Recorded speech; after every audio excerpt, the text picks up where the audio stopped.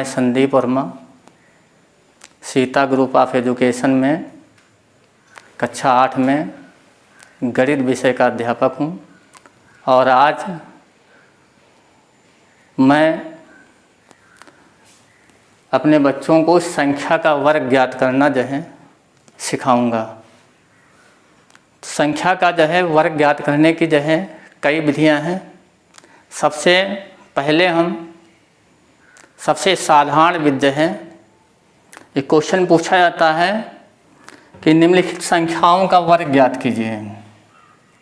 Question होगा निम्नलिखित संख्याओं का वर्ग ज्ञात कीजिए।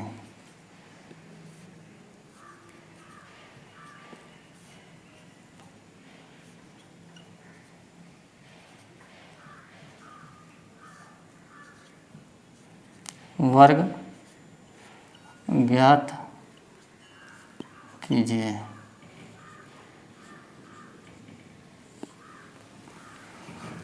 जैसे दिया हुआ है 25 का वर्ग, 24,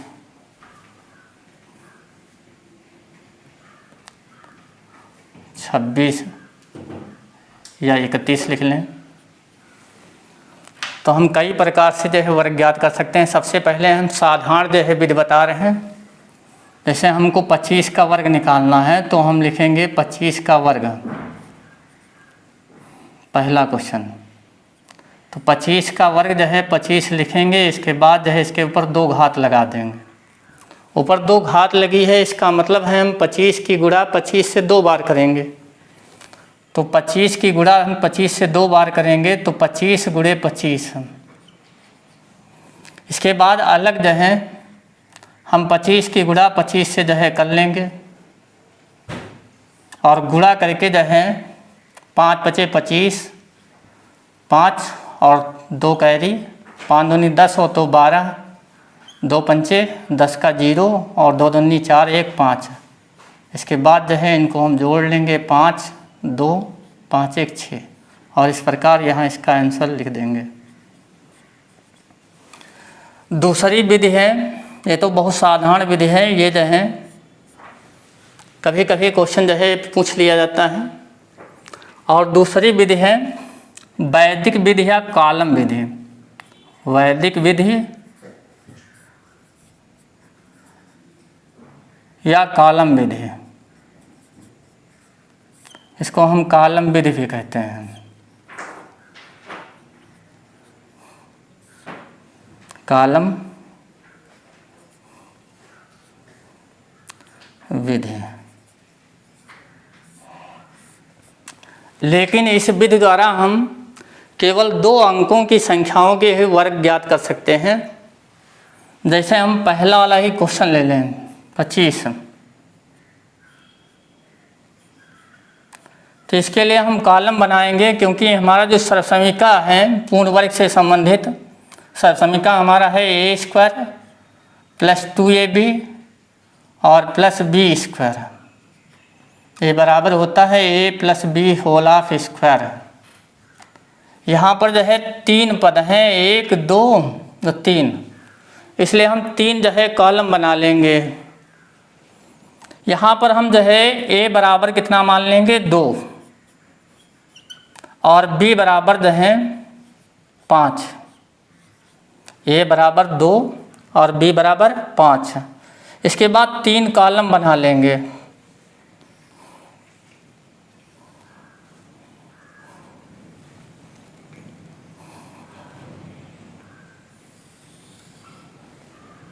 ध्यान यह रखना है कि इस विधि द्वारा हम केवल उन्हीं संख्याओं के वर्ग ज्ञात कर सकते हैं जिनमें अंकों की संख्या 2 होती है। इस विधि द्वारा हम उन्हीं संख्याओं के वर्ग ज्ञात कर सकते हैं जिनमें अंकों की संख्या 2 होती है। ये पहला कॉलम हो जाएगा, ये दूसरा कॉलम हो जाएगा और ये तीसरा कॉलम हो जाएगा। पहले कॉलम में हम लिखेंगे a², दूसरे कॉलम में 2ab और अगले कॉलम में हो जाएगा b²।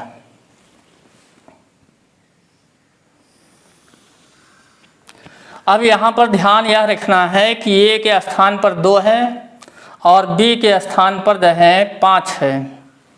तो हम यहाँ पर जो है ए के स्थान पर जब 2 रखेंगे तो 2 की घात 2 हो जाएगा और 2 की घात 2 जो है 4 हो जाएगा। इसी तरह से यहाँ पर 2 और गुणे ए के स्थान पर 2 और बी के स्थान पर 5 रखेंगे, 2 दूनी 4 पंचे 20 हो जाएगा। उसी तरह से यहाँ हम बी के स्थान पर जो है 5 रखेंगे और जो है घात यहाँ 2 है, यहाँ पर भी लगा देंगे, 2 घात 5 का वर्ग कर देंगे, 25 हो जाएगा। इसके बाद जो है इसको हम टोटल कर देंगे। यहाँ पर जब हम 5 का वर्ग करते हैं तो 25 आता है, 25 में से हम 5 रख लेंगे। यहाँ इकाई का अंक जो है लिखते चले जाएंगे और दहाई का अंक अगले पद में जो है जोड़ते हुए चले जाएंगे। तो ये 2 ला करके अब हम यहाँ पर जोड़ देंगे। तो अब जब हम 2 यहाँ पर जोड़ेंगे तो यहाँ पर हो जाएगा 22 और 22 का हम फिर 2 यहाँ लिख लेंगे और 2 जो है दहाई का अंक जो बचा वो फिर आगे ला करके यहाँ पर जोड़ दिया जाएगा। तो 4 और 2 कितना हो जाएगा 6। इस प्रकार जो है 25 का जो वर्ग है वो 625 होगा। 25 का वर्ग 625। दूसरी विधि है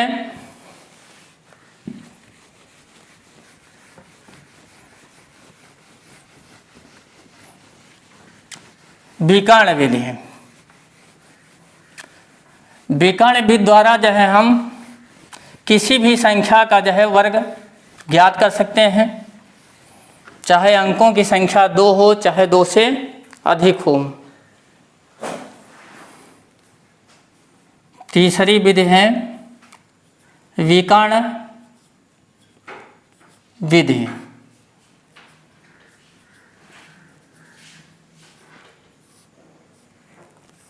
विकर्ण विधि द्वारा हम जो है किसी भी संख्या का जो है वर्ग ज्ञात कर सकते हैं, उसमें अंकों की संख्या चाहे 2 हो चाहे 2 से अधिक।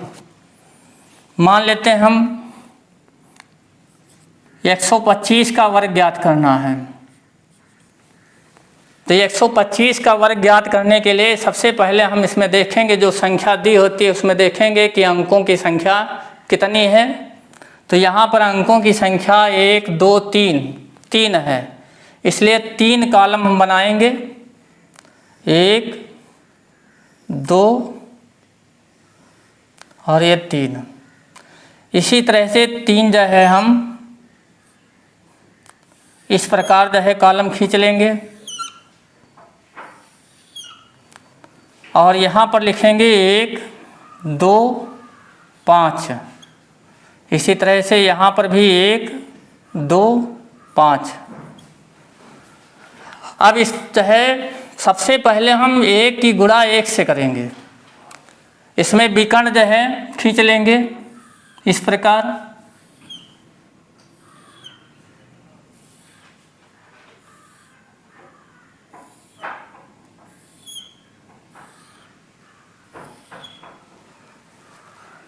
सबसे पहले हम 1 की गुणा 1 से करेंगे। 1 की गुणा 1 से जब करेंगे तो 1 एकम 1 होगा।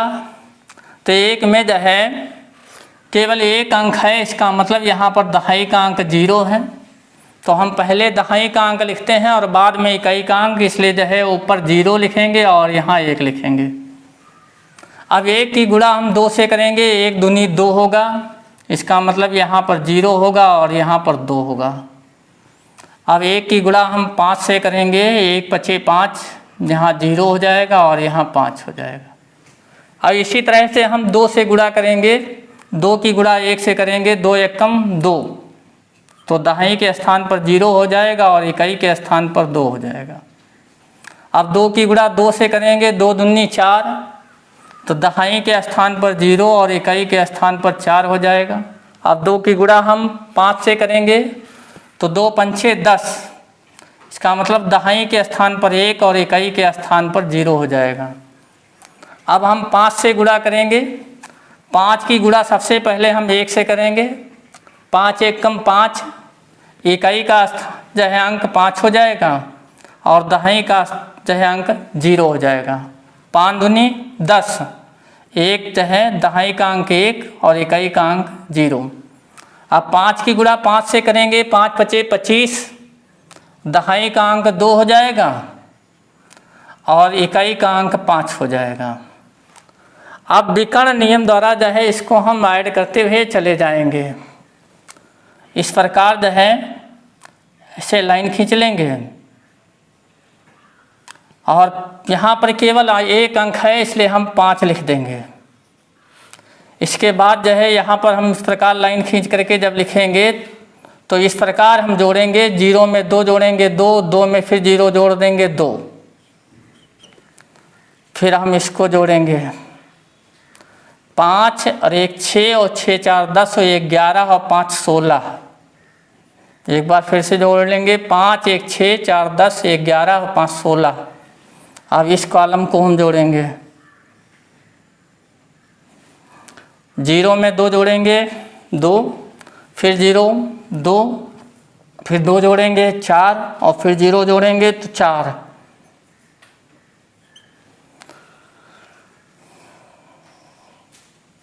फिर जो है यहाँ पर 0 में 1 जोड़ेंगे तो 1 हो जाएगा, फिर 0 जोड़ देंगे 1 होगा और यहाँ पर कुछ नहीं है, केवल 0 रह गया है।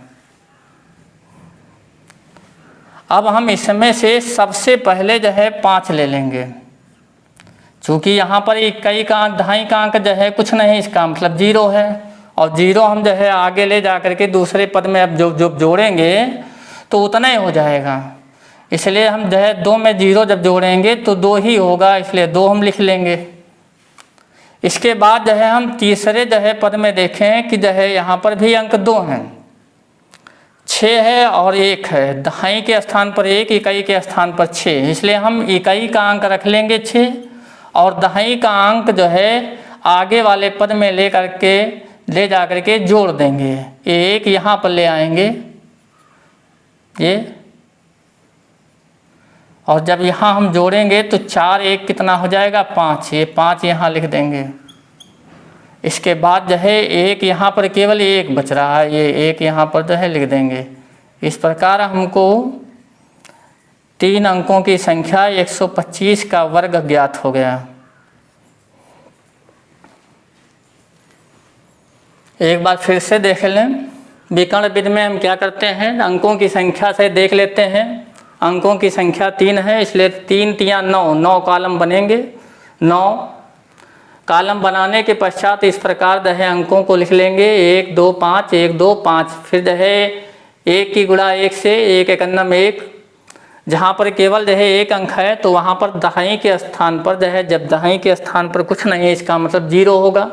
उसी तरह से 2 से गुणा करेंगे, 2 1 2, 2 दूनी 4, 2 पंचे 10। इसी तरह से 5 से गुणा करेंगे, 5 1 5, 5 दूनी 10 और 5 पचे 25, 2 और 5। अब इस प्रकार जो है इनको हम जो है तिरछा जो है जोड़ लेंगे। सबसे पहले 5 लिख लेंगे, इस प्रकार जो है जोड़ते हुए चले जाएंगे तो यहाँ पर 2 आता है, यहाँ 5 1 6 4 10 1 11 5 16 आ रहा है और यहाँ 0 2 0 2 0 4 आ रहा है और अगले कॉलम में जो है 1 आ रहा है और अगले में कुछ नहीं है, 0 केवल है। अब इसमें से हम इकाई का अंक जो है लेंगे, इकाई के स्थान पर 5 है, दहाई के स्थान पर कुछ नहीं तो 0 है। 0 को हम जब अगले पद में ले जा कर के जोड़ेंगे तो वही संख्या हमको मिल जाएगी, तो 2 में हम 0 जोड़ देंगे तो 2 ही मिलेगा। इसके बाद तीसरे पद में 1 दहाई 6 इकाई, दहाई के स्थान पर 1 है और इकाई के स्थान पर 6, इसलिए इकाई का अंक रख लेंगे और दहाई के अंक को आगे ले जा कर के जोड़ देंगे तो 4 1 5 हो जाएगा और यहाँ पर बचा 1। इस प्रकार 15,625। फिर चौथी विधि है सर्वसमीका द्वारा।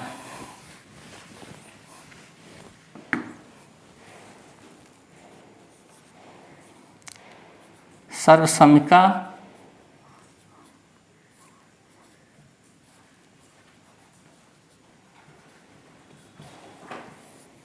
जैसे